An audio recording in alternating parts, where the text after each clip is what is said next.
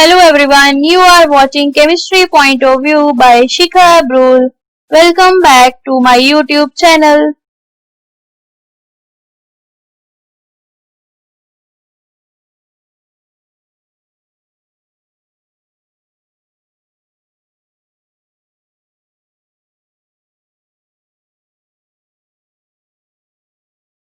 Thought for the day is, your value does not decrease based on someone else's inability to see your worth. Today's topic is from chapter 4, class 11th. Last lecture में हमने finish किया था limitation of octet rule के साथ. इस lecture में हम start करेंगे bonding parameters.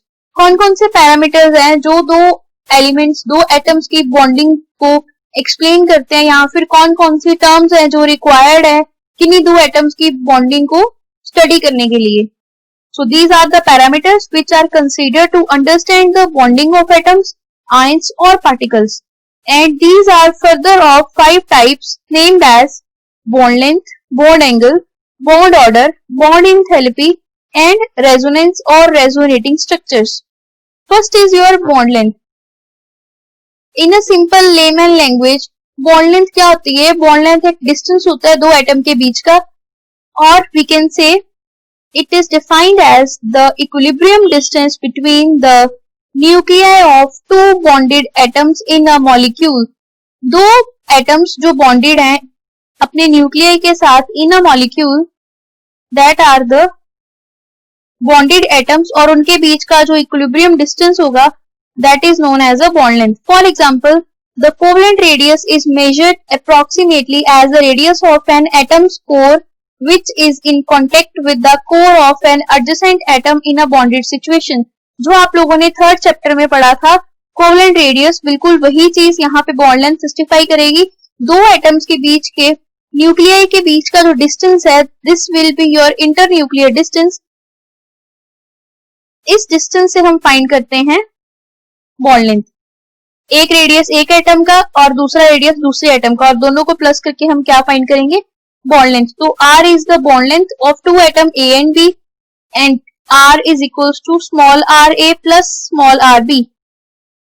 So this is the bond length. For gaseous molecules, we consider van der Waals radii, and for ionic compounds, we consider ionic radii or atomic radii. To calculate or determine the bond length of different molecules, we use this formula.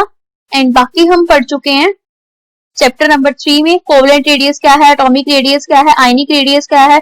अगर आपको नहीं याद है तो ऊपर आई icon पे link आ रहा है, आप वहां से चेक कर सकते हो चैप्टर 3 का जो पार्ट था जिसमें हमने रेडियस स्टडी किए थे. नेक्स्ट ये प्रॉपर्टी जो पैरामीटर है that is a bond angle. It is defined as the angle between the orbitals containing bonding electron pairs around the central atom in a molecule or complex ion. तो bond angle क्या होता है? Angle होता है दो orbitals के बीच का, वो ऑर्बिटल्स जो बॉन्ड लेंथ बताते हैं. मतलब इन शॉर्ट दो बॉन्डेड एटम के बीच में अगर हमारे पास कोई एक मॉलिक्यूल है उसमें दो लेंथ है, बॉन्ड लेंथ है, तो दोनों के बीच का जो डिस्टेंस है या फिर दो बॉन्डिंग पेयर के बीच का जो डिस्टेंस है, जो एंगल है, वो होता है bond angle. It is also expressed in term of degree and it is measured with the help of A spectroscopic methods. तो जैसे हम लोग फोटोग्राफ लेते हैं अपनी, वैसे ही हम मॉलिक्यूल्स की फोटोग्राफ्स क्लिक करते हैं by using the spectroscopic methods, और वहां से हम लोग फाइंड करते हैं कौन कौन से एटम्स बॉन्डेड हैं, उनकी बॉन्ड लेंथ क्या है, उनके बॉन्ड एंगल्स क्या हैं. तो हम वाटर के स्ट्रक्चर की बात कर रहे हैं. This is structure of water, bent like structure, और इसमें जो बॉन्ड एंगल है दैट इज 104.5 डिग्री. तो एक बॉन्ड लेंथ और दूसरी बॉन्ड लेंथ यानी कि एक pair of bonded electron then second pair of bonded electron के बीच का जो एंगल है, this will be your bond angle. In water molecule the bond angle is 104.5. Third bonding parameter is your bond enthalpy. It is defined as the amount of energy required to break 1 mole of atoms of a particular type between two atoms in a gaseous state. Gaseous state में atoms के बीच के bond को break करने में जितनी energy लगेगी that is the bond enthalpy. Unit of bond enthalpy is kilojoule per mole. For example, H2 molecule have two hydrogen bonded atoms where bond enthalpy is 435.8 किलोजोल पर मोल। और ये दोनों किस फॉर्म में है? गैसियस फॉर्म में। मतलब हाइड्रोजन मॉलिक्यूल जब गैसियस फॉर्म में है तो उसके एटम्स को सेपरेट करने के लिए हम उनकी बॉन्ड लेंथ को ब्रेक करेंगे और कितनी एनर्जी लगेगी? 435.8 kilojoule per mole. This is the bond enthalpy और bond energy. This is example of H2 molecule. इसी तरह से अब बात करेंगे हम O2 के लिए। तो जब हमें O2 मॉलिक्यूल को ब्रेक डाउन करना है ऑक्सीजन एटम्स में, उस टाइम पे हमें एनर्जी लगेगी 498 kilojoule per mole. Then to break nitrogen molecule, N2 molecule को ब्रेक करने में हमें एनर्जी लगेगी 946 किलोजूल पर मोल। तो आप देख सकते हो जैसे जैसे यहाँ पे बॉन्ड एनर्जी इंक्रीज हो रही है, दैट मीन्स बॉन्ड जो है वो ज्यादा स्ट्रॉन्गर है, तो ही हमें ज्यादा एनर्जी अप्लाई करनी पड़ रही है। तो हम बोल सकते हैं more is the bond enthalpy, bond dissociation enthalpy और energy, more stronger will be the bond in a molecule. तो हम बोल सकते हैं N2 वाला जो मॉलिक्यूल है उसमें जो बॉन्डिंग है वो स्ट्रॉन्गर है in comparison to O2 and H2, और O2 की स्ट्रॉन्गर है इन कंपैरिजन टू H2। इस सिनेरियो में यहाँ पे जो 3 एग्जांपल्स मैंने दिए।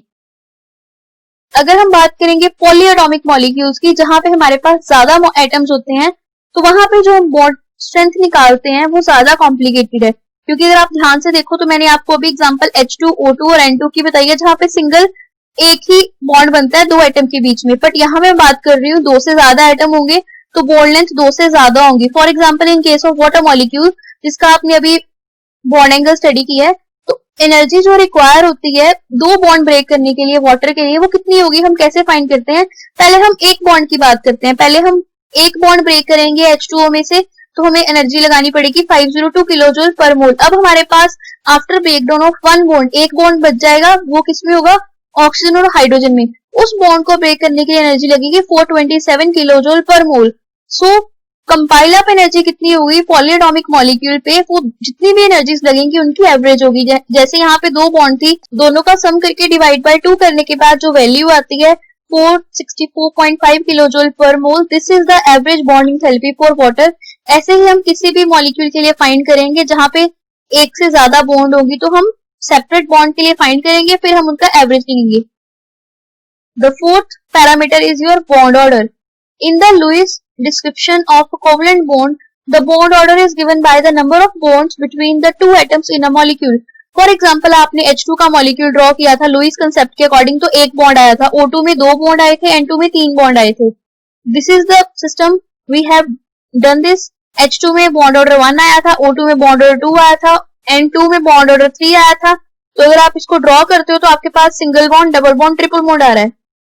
So, isoelectronic molecules and ions have identical bond order. कौन कौन से ऐसे molecules हैं जिनका bond order identical? आप ये भी चेक कर सकते हो।